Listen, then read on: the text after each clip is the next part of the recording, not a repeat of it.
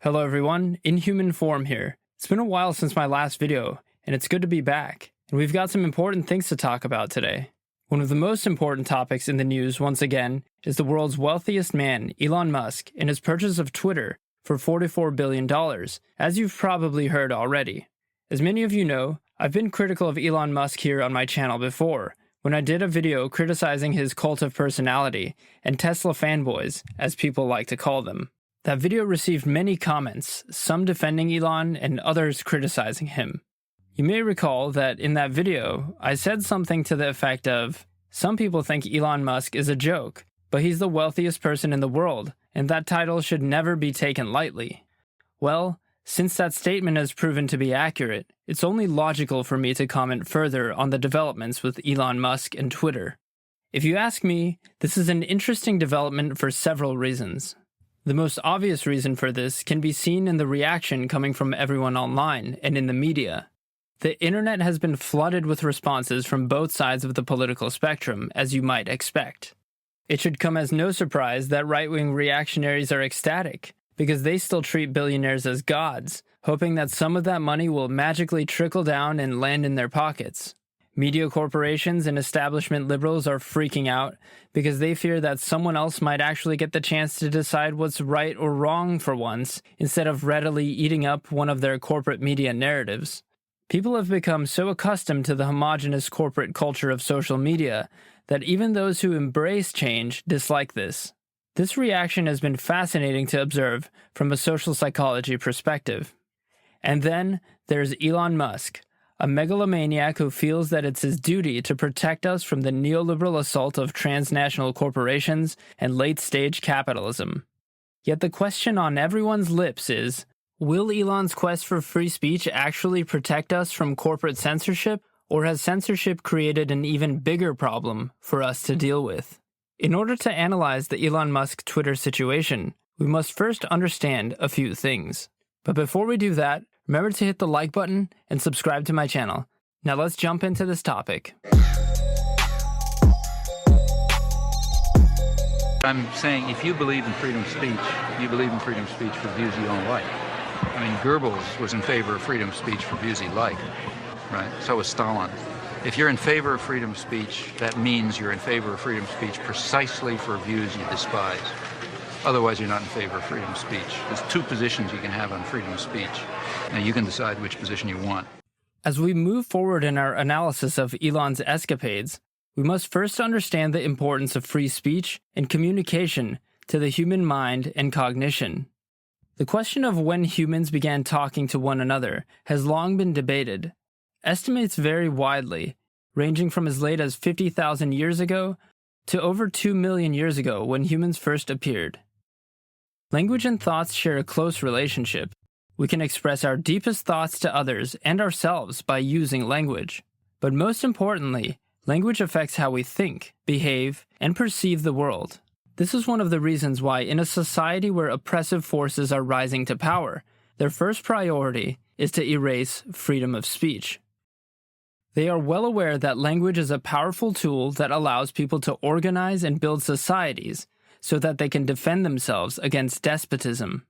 As a result, the fight for freedom of speech and information has been the cause of many heroic figures throughout history, many of whom have been imprisoned or killed in the process.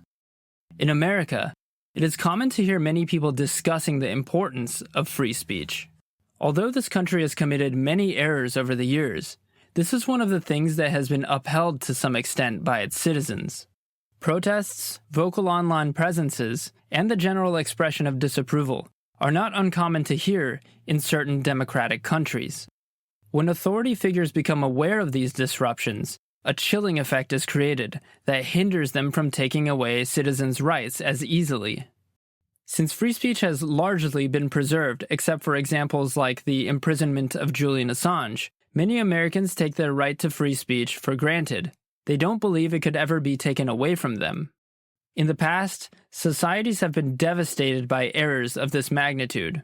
Being someone who lived in a country where information was heavily censored at one point in my life, I can personally attest to this. But why are people so concerned with freedom of speech? We can answer that by examining the problems created by censoring various forms of expression. Censorship is the suppression of speech, public communication, or other information by governments, private institutions, and other controlling bodies. Every time we see or hear something, we censor or judge what is good or bad, what we like or what we dislike. The quality of our judgments, naturally, depends upon our temperament and our previous sociocultural conditioning. When it comes to topics that are socially disapproved, we tend to avoid them. In this sense, censorship is very similar to prejudice. Such material may be censored on the grounds that it is deemed objectionable, harmful, sensitive, or inconvenient. We inhibit our association with topics that are deemed potentially hazardous. Such associations do not sit well with us, so we suppress these thoughts.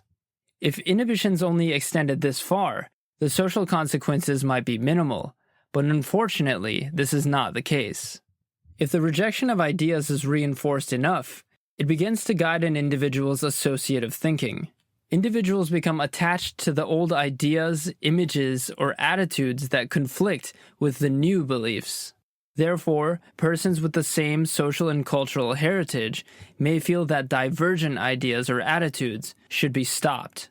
This is how censorship begins. Censorship is a negative process, meaning it takes something away to reduce a behavior. In contrast to propaganda, which is constructive and emotionally expansive, censorship is inhibitory and restrictive of action. But the problem with this is that it creates an arbitrary form of authority and gives power to the group of people doing the censoring. It derives its force largely from fear and threats of power. Although power may sound good if you agree with the censor, if you disagree, you could lose your right to freely express your thoughts, whether they are correct or not. A classic example of this took place in 399 BC, when a Greek philosopher defied attempts by the Athenian state to censor his philosophical teachings.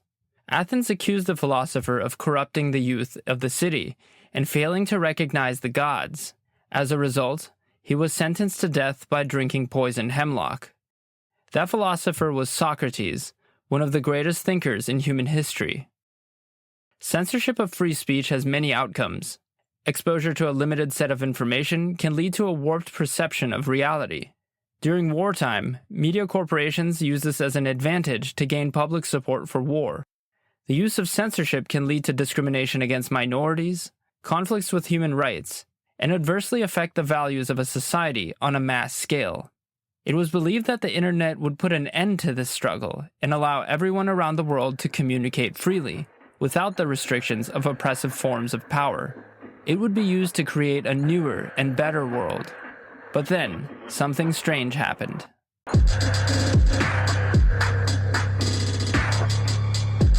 In January of 1996, Larry Page and Sergey Brin, both PhD students at Stanford University, began working on a search engine research project.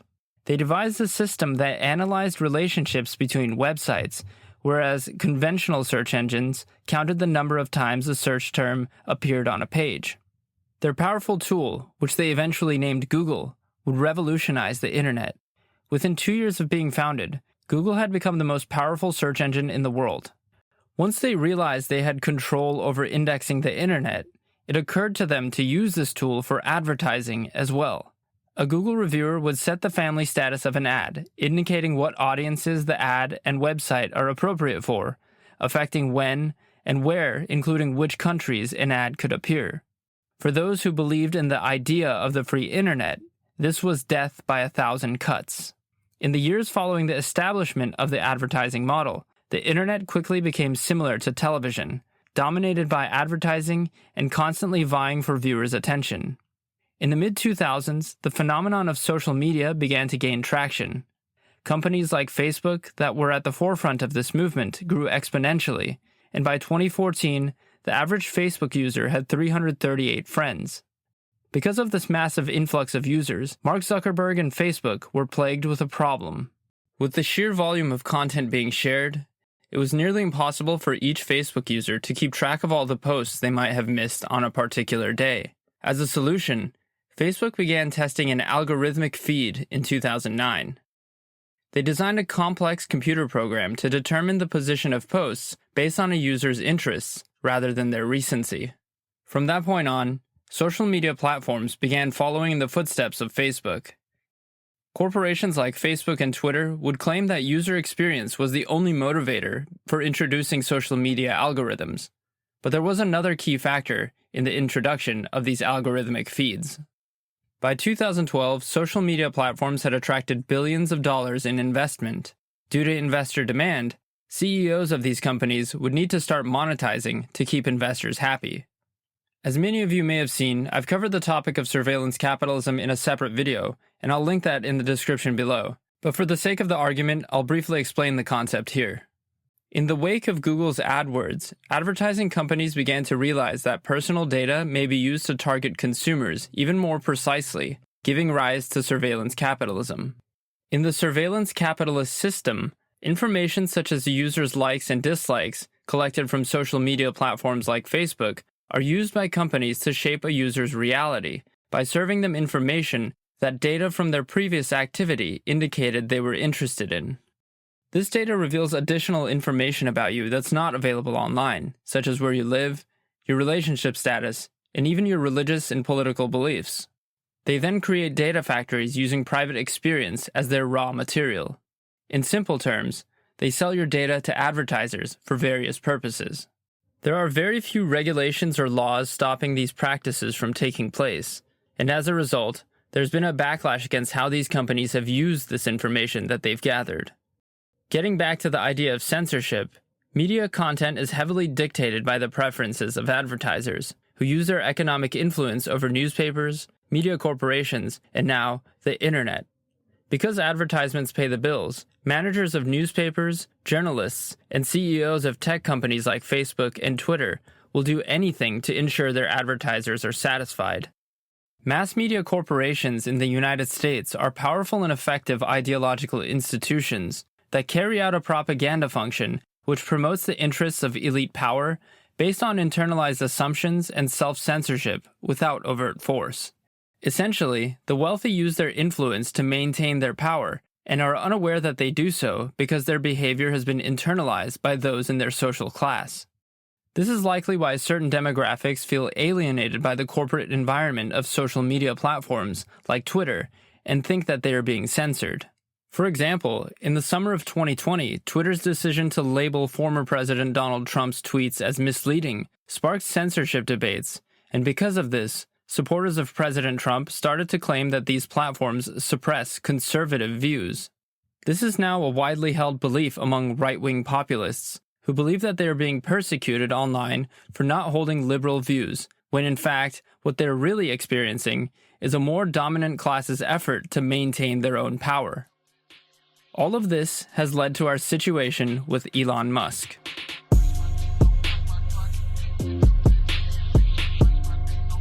Political influence possessed by economic elites has long been a focus of political science researchers and the general population.